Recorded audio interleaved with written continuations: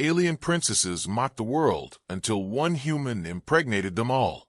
The halls of the United Earth Council had never felt so small. Politicians sat stiff in their chairs, eyes darting toward the vast silver archway where the visitors were expected to arrive. No one spoke. No one dared. The chamber smelled of recycled air and fear. Above them, the ceiling panels hummed, a poor imitation of calm. When the air shimmered and the 7 figures stepped through, the silence became almost holy. They were radiant in ways that bruised the human eye. 7 women, tall and statuesque, each draped in layers of shimmering cloth that seemed woven from starlight. Their ears stretched long and elegant, adorned with gems that glowed faintly as if whispering secrets. Their gazes swept across the room with amused disdain, as though the very act of looking at humans was a generous favor. The eldest raised her hand, not to silence anyone, but because silence already knelt before her. "We are the heirs of Zeythari," she announced. Her voice, smooth and sharp as crystal, carried through the chamber without the need of translation devices. "We honor your fragile world with our presence. Please, attempt not to faint from gratitude." A ripple of uneasy chuckles ran through the council. Several diplomats bowed their heads so quickly that one man's glasses fell and skittered across the polished floor. The princesses laughed. It wasn't cruel, not exactly. More like the sound of aristocrats finding a peasant juggling turnips for their amusement. "Your men," said the second princess, her smile wicked, "look smaller than our servant drones. Do they serve you food? Or do you keep them around for decoration?" A third princess tilted her head. "Decoration? Surely they're not sturdy enough even for that." The laughter rolled again, light as chimes and heavy as thunder. Politicians pretended not to hear, their faces frozen in practiced neutrality. Somewhere near the back, one man leaned lazily against the wall, arms crossed, expression unbothered. His name was Kael, a minor attaché who wasn't even supposed to be in the room. He had been filling in for someone with food poisoning and was already regretting showing up. When the fourth princess noticed him, her eyes narrowed. "You," she said. "Why do you stand while your leaders bow?" The chamber's temperature seemed to drop. Dozens of eyes turned toward him, silently begging him not to ruin humanity's only chance at survival. Kael shrugged. "My knees hurt," he said. "Besides, you're tall enough already. Why make the rest of us shorter?" For the first time since their arrival, the princesses did not laugh in perfect harmony. One snorted, quickly smothering it behind her jeweled hand. Another looked scandalized, as though a man had just licked the crown jewels. The eldest arched a brow. "You dare to mock the Zeythari dynasty?" Kael scratched the back of his neck. "Well, someone has to. Otherwise, you'll start thinking you're funny." A shocked murmur rippled through the council. The head diplomat buried his face in his hands. One of the aides whispered that Earth would be vaporized before lunch. But the princesses, they were watching Kael with the peculiar fascination, like scientists discovering a new bacteria that refused to die under a microscope. The fifth princess stepped forward, circling him slowly. "Strange. He doesn't smell afraid." "Maybe fear doesn't reach that far down," the sixth replied. "Humans are simple." Kael coughed. "Ladies, if you're going to keep talking about me like I'm not here, at least buy me dinner first." The chamber erupted, not from the council, who were too busy preparing their wills, but from the princesses. Their laughter rang out again, but this time it wasn't sharp. It was surprised, unsteady, like glass slipping from polished hands. "Dinner," the youngest echoed, blinking. "What a primitive bribe." The eldest raised her hand again, silencing her sisters with effort. "You will come with us," she told Kael. "We wish to examine the limits of your humor." "That's one way to ask a guy out," Kael muttered. The diplomats exploded in protest, but none of their words mattered. The princesses had already turned and begun to walk back through the archway, their long ears catching the light like blades. Kael sighed and followed, ignoring the horrified stares. Behind him, the council chamber buzzed with frantic whispers. Humanity had just witnessed the impossible. A man who didn't bow, who didn't break, who somehow made the rulers of an empire laugh at their own expense. It was either the beginning of salvation or the spark of doom. As Kael disappeared through the shimmering arch, one diplomat groaned into his hands. "We're all dead." Another corrected him, voice trembling. "Worse. We're in loss." The citadel of the Zeythari dynasty hovered above earth, like a crown on invisible strings, its towers carved from crystalline alloys that bent light into cascading rainbows. Kael stepped out of the archway and squinted, muttering under his breath about sunglasses. The air was sharp with a metallic tang, every breath filled with faint energy, as if the place itself hummed with judgment. The 7 princesses glided ahead, their gowns rippling though there was no breeze, their jeweled ears twitching at whispers only they could hear. Kael followed, hands shoved into his jacket pockets, pretending he was touring a very expensive amusement park that had forgotten to put up safety rails. The eldest princess led him into a chamber large enough to house an entire stadium, its ceiling etched with constellations that shifted as though alive. A circular table floated without support at the center, set with transparent chairs that rearranged themselves at the princess's approach. Kael whistled low. "Nice. IKEA must hate you." One princess tilted her head, uncertain. Another leaned to her sister and whispered, "What is an IKEA? A human warlord?" Kael grinned. "Close. More dangerous than any empire. They make furniture you can't pronounce and expect you to survive assembling it." The youngest laughed outright, a sharp musical sound quickly smothered by the eldest's glare. Still, the laughter lingered in the air like a rebellious spark. They seated themselves, and the chairs adjusted to their shapes with seamless obedience. One chair slid behind Kael, nudging him until he sat. He jumped slightly as the seat molded around him like an eager pet. "Well, that's not creepy at all," he muttered, patting the armrest. "Good chair. Don't eat me." The second princess propped her chin on her hand. "You speak without fear. Is this a trick? Some mutation in your primitive nervous system?" Kael shrugged. "Fear's boring. Besides, if you were going to kill me, you wouldn't drag me up here. You'd just flick Earth into the sun and call it a day." The third princess arched a brow. "Do not tempt us." The eldest silenced her with a glance. Her eyes lingered on Kael, sharp and searching. "You intrigue us. No human has ever resisted our presence. Your leaders crawl. Your soldiers tremble. Yet you mock." Kael leaned back. "Well, someone's got to keep the balance. You lot strut around like the universe is your catwalk. Maybe you need a reminder you put your pants on one leg at a time." The fourth princess frowned. "Pants?" Kael smirked. "Never mind. Cultural secret. Classified." The princesses exchanged looks. The sixth one finally spoke. "You claim equality, but you are one man. A frail, short-lived being of a species barely capable of interplanetary travel. Why should we take your words seriously?" Kael rubbed his chin. "Because I'm funny, and you can't buy that in bulk." The youngest burst into laughter again, ignoring her sister's stares. "He is right," she gasped. "It is refreshing. Everyone else bows and whimpers. He pokes." The eldest's gaze hardened, though a flicker of amusement tugged at her lips. "Enough games. We summoned you to test the limits of your defiance. You will remain in our custody. You will answer when spoken to. You will amuse when required." Kael raised a brow.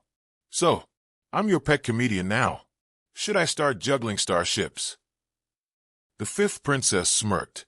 "If you can, we might keep you forever." Kael stretched his legs under the floating table, pretending comfort. "Forever, huh? At least buy me dinner first. Preferably something that doesn't glow or try to eat me back."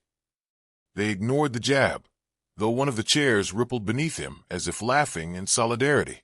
The eldest princess stood, robes trailing sparks of light across the floor. "You will accompany us to the observation garden. It will show us how long your humor endures when faced with the scale of our empire." Kael sighed and stood as well. "Observation garden. Sounds like a fancy zoo." "It is," the second princess said smoothly. "You may find yourself the rarest exhibit."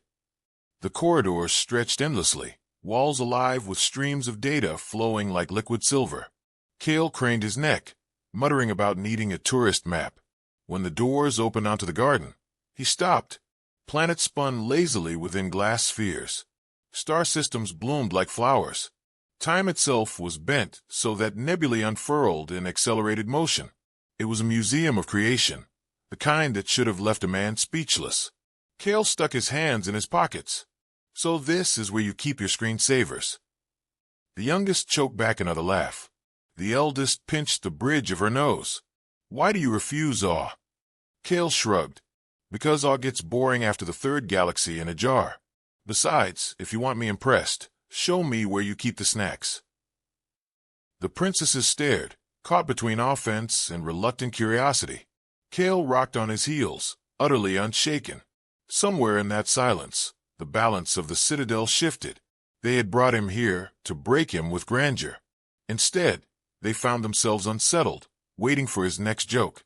And Kael, grinning at their discomfort, thought to himself that maybe, just maybe, he was onto something far bigger than survival. The Chamber of Trials was meant to intimidate. Every visitor who had ever stood in it had fallen to their knees, overwhelmed by the weight of centuries of Zeythari power carved into its walls. Kael stood in the middle, hands in his pockets, whistling a tune off-key. His voice echoed across the vast hall, and one of the guards coughed to hide a laugh. The eldest princess sat at the highest seat, her sisters arrayed like living jewels beside her. "You continue to mock," she said, her voice sharp enough to split atoms. "Do you not understand the gravity of your situation?" Kael glanced around, then down at his boots. "Gravity feels fine to me. Maybe a little heavier than Earth's, but hey, good leg workout." The youngest princess snorted, earning a glare from her sisters. Kael winked at her, and the faintest blush colored her cheeks, glowing almost as bright as the crystals embedded in the chamber walls. The second princess leaned forward. "You stand accused of insolence before the heirs of Zeythari. For that alone, some would demand your execution." Kael tapped his chin theatrically. "Execution, huh? Does that come with dental? Because honestly, my insurance back home doesn't cover much." A ripple of disbelief traveled across the chamber. The third princess tilted her head. "He is defective. His fear centers must be broken." "Or," Kael said, "maybe I just realized fear's kind of boring. You guys spend all this time scaring people, and no one tells you how ridiculous you look while doing it." He pointed at the glowing emblems, stitched into the eldest's robe. "Those look like neon noodles." The fifth princess gasped. The eldest's lips pressed into a thin line, yet her hand hesitated before covering the embroidery. "These are sacred symbols of our dynasty." Kael shrugged. "Sacred or not, now I'm hungry." For a moment the entire trial ground to a halt, because the princesses had no prepared response to someone treating their traditions like cafeteria menu items. The silence stretched until the sixth princess broke it with a sound no one expected: laughter. Low at first, then louder, until her shoulders shook. The others turned toward her, scandalized. "He is absurd," she said, still laughing. "And yet, I cannot stop." The eldest slammed her hand down on the armrest, sparks of energy flaring. "Control yourself." But control was already slipping. One by one, the sisters' composure cracked. The youngest giggled openly. The fifth stifled hers behind jeweled fingers, and even the usually solemn third let out a strangled chuckle. The eldest tried to glare them into silence, but the harder she glared, the harder Kael grinned, and the more the laughter spread. "This is not how trials proceed," the eldest snapped. "Then maybe you need new rules," Kael replied. "On Earth, we call this stand-up comedy. You've just had your first open mic night." The princesses exchanged glances. Something dangerous flickered behind their eyes. Not anger, but interest. The kind of interest that made Kael feel like a bug under a magnifying glass. The second princess leaned back, her expression softening into something sly. "Perhaps we should test him further. If his humor is truly a weapon, we must measure its limits." Kael raised a brow. "Weapon? You mean like a joke cannon? Because now I want one." The youngest clapped her hands, delighted. "Yes, a cannon that fires laughter until armies collapse." The eldest exhaled slowly, as though her patience was an ancient machine running out of fuel. Enough. He will be placed in the simulation chambers. If his humor endures even there, then... She trailed off, her eyes narrowing. Then perhaps he is worth more than we believed. Kael grinned. Simulation chambers? Please tell me it's not just endless PowerPoint presentations. I barely survived those back home. Moments later, he was escorted through corridors, humming with alien energy. The walls shimmered with living circuits that pulsed like veins. When the chamber doors opened, he stepped into a void of stars that bent and rearranged themselves at the princess's command. The air rippled, and suddenly Kael was standing on a battlefield, alien warships looming above, plasma fire scorching the ground. A booming voice echoed around him. Face annihilation, human. Surrender. Kael cupped his hands around his mouth. Nice special effects. But you forgot popcorn. The enemy forces advanced, towering beasts with armor that shimmered like oil. Kael picked up a stick from the ground, held it like a microphone, and began announcing the monsters like a sports commentator. And here comes Big Ugly, weighing in at about 10 tons of bad decisions. Look at those teeth. Clearly hasn't flossed since the Triassic period. The beasts hesitated. The simulation flickered. Outside, in the observation chamber, the princesses leaned forward. The eldest frowned, but the others were transfixed as the impossible unfolded. The simulation, designed to crush resolve, stuttered as if confused. Kael spread his arms wide. What's the matter, boys? Never had someone roast you before. The battlefield dissolved into static. Kael dusted his hands. Well, that was anticlimactic. The doors opened, and the princesses awaited him. The youngest's eyes sparkled with awe. The second's lips curled into a smirk. The sixth tilted her head, as though cataloging him like a rare specimen. The eldest spoke at last, her voice quieter than before. You broke the chamber. Kael shrugged. Guess it wasn't ready for primetime comedy. The sisters whispered among themselves, their jeweled ears twitching. Something had shifted. The human who should have been crushed had instead bent their tools into laughter. For the first time, they looked at him not as a toy, not as an insect, but as a puzzle that might change the shape of their empire. Kael stretched, yawning loudly. So, what's next? Do I get a trophy, or at least a decent meal? Because I've had enough glowing architecture for one day. And the princesses, against all expectation, laughed again. Kael woke to the sound of something humming above his head, a noise halfway between a lullaby and a power drill. He cracked one eye open and found 7 princesses staring down at him from the edge of his bed, their long ears twitching with barely concealed curiosity. He yawned. You know, where I'm from, people usually wait until after breakfast before hovering like vultures. The eldest straightened immediately, her robes trailing sparks of light. You were monitored during your sleep cycle. Your neural patterns are irregular. Kael rubbed his face. Irregular's just another word for interesting. Besides, I've been told I snore like a warp engine, so maybe your equipment just couldn't handle it. The youngest giggled, earning another round of sharp looks from her sisters. The sixth tapped her wrist device, projecting a hologram above Kael's head. Jagged lines, waves of color, symbols beyond human comprehension filled the air. He dreams differently. Not fear, not submission. Humor saturates his subconscious. Kael squinted. So you're telling me I crack jokes even in my sleep? Impressive. I should start charging admission. The second princess folded her arms, glaring down at him. You are not supposed to be impressive. You are supposed to be broken. Kael stretched, unconcerned. Sorry, I missed that memo. Maybe check your spam folder. The eldest cut the exchange short with a wave of her hand. Enough. His resilience unsettles us, yet it cannot be ignored. We must determine if this trait is transferable. Kael sat up slowly. Transferable? What are we talking here? Classes, workshops, some kind of comedy franchise? The third princess shook her head. Experiments. Controlled conditions. Contact between your physiology and ours. Kael blinked. Wow. You could have just said you wanted to hang out. No need to make it sound like a mad scientist date. The sisters ignored his sarcasm and led him through the citadel. corridors alive with silver veins of energy. At every turn, nobles and courtiers stopped to stare. Whispers followed in his wake. The human who mocked the heirs, the anomaly who survived the chambers, the insolent one who somehow hadn't been atomized yet.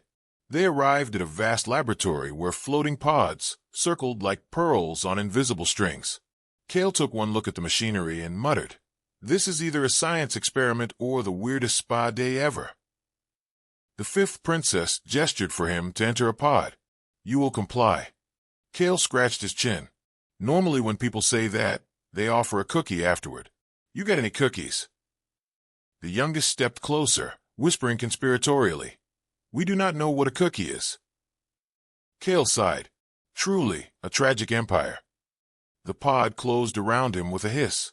Lights danced across the interior, scanning him from head to toe. Kael waved at the glow. "Don't forget my good side." The machinery whirred louder. Images projected above the pod. His DNA spiraling beside Zeythari patterns. The streams of code twisted, overlapped, and then, impossibly aligned. Gasps rippled among the princesses. The eldest whispered, "Compatible." Kael knocked on the inside of the pod. "Compatible? That better mean I don't need an adapter to charge my phone." The scientists watching from the edges of the chamber whispered furiously, their voices sharp and frantic. Kael's existence was rewriting their certainties. He was no longer a curiosity. He was a threat, or perhaps the key to something their dynasty had never considered. The pod opened, and Kael stepped out, brushing imaginary dust from his jacket. Well, that was fun. When do I get my prize? Maybe a t-shirt. I survived alien science, and all I got was this lousy shirt. The sixth princess studied him with unsettling focus. "You may be the most dangerous being we have ever encountered, not for your strength, but because you change us simply by existing." Kael raised a brow. Changing people by existing. Sounds like being married. The youngest snorted again, and this time even the third failed to contain a reluctant smile. The eldest glared at them all, but the weight in her expression was not only anger. It was doubt. The council convened soon after. Holographic avatars of nobles flickered around a great sphere of light. Voices thundered, demanding Kael's removal, his dissection, his exile. The eldest stood among them, torn between tradition and the growing awareness that the human had already altered her sisters in ways she could not reverse. Kael sat in the corner, legs crossed, arms folded, watching the political storm unfold. "You know," he said loudly, "back on Earth, we just settle this with a vote and some pizza. You guys make everything sound like a soap opera." The chamber froze. Dozens of avatars turned their furious gazes upon him. Kael grinned, unbothered. "What? Am I wrong?" The second princess whispered, almost to herself. "He does not bend. He makes others bend around him." The eldest silenced the nobles with a raised hand. "The council will adjourn. We require time." When the avatars vanished, the room felt heavy with unspoken truths. Kael stood, stretching. "Well, ladies, glad I could liven up your meeting. But next time, seriously, snacks." They walked together back through the citadel, 7 radiant heirs surrounding the man they could neither crush nor ignore. Behind them, the empire murmured with unease. Before them, something unimaginable began to stir. And Kael, half grinning, half wondering, thought, either I just ruined the galaxy, or I'm about to become its weirdest legend. The citadel's grand chamber was quieter than it had ever been. The 7 princesses sat in a circle, each one carrying the same impossible truth. Their hands hovered protectively over their stomachs, their eyes refusing to meet one another's for too long. The empire had laughed at humanity, but the laughter had soured into panic when news spread that every heir of Zeythari now bore something unprecedented within them. Kael leaned against the wall, arms crossed, watching them argue. The eldest demanded silence, the second snapped about honor, the third tried to calculate probabilities on a glowing screen, and the youngest simply muttered that she liked Kael better when he was making jokes. Kael scratched his chin. "Well, this escalated. Usually when I mess up, it's just breaking a coffee machine, not entire galactic dynasties." The eldest rounded on him. "Do you comprehend what you have done? You have altered the very foundation of our lineage.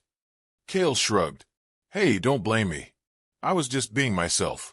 You're the ones who kept inviting me over. The sixth princess cut through the noise, with a measured tone. We mocked him because we believed he could not change us. Yet now it is we who are changed. The second scoffed. Changed. Corrupted, perhaps. Kael pushed himself off the wall. You know, on Earth we've got a saying. When life gives you lemons, make lemonade. Maybe you should stop calling it corruption and start calling it a new recipe. The youngest burst into laughter again, though this time no one silenced her. Instead, the sound lingered, softening the edges of the tension. Even the eldest's shoulders dropped slightly, as if weariness had finally cracked through her armor. The council of nobles convened once more, furious projections filling the chamber with threats and accusations. They demanded Kael's execution, the purging of the heirs, even war against Earth. The princesses stood together for the first time, without hesitation. The eldest spoke for all of them. No. These lives within us are ours. The empire will bend, or it will break. Kael raised his hand. For the record, I vote bending. Breaking sounds messy. The avatars shouted in outrage, but the princesses' unity was unshakable. Their long ears glowed faintly with the same light that flickered in their eyes, defiance. The empire had been built on arrogance, but now it would be remade through something far stranger. Humor, humility, and the stubborn spark of a human who refused to kneel. When the council dissolved in furious silence, the chamber felt lighter. The sisters looked to Kael, and for once none of them seemed to know what to say. He filled the silence himself. Well, congratulations, ladies. You just started the galaxy's most complicated family reunion. Good luck explaining that on the holiday cards. The youngest stepped forward, her voice soft but certain. We were wrong about you. Kael met her gaze, then looked at each of them in turn. Yeah, and I was wrong about me, too. Thought I was just a guy filling in for a sick diplomat. Turns out I'm something else now. He rubbed the back of his neck, awkward but honest. Guess I finally figured out that strength isn't about looking scary. It's about not backing down, even when everyone tells you you should.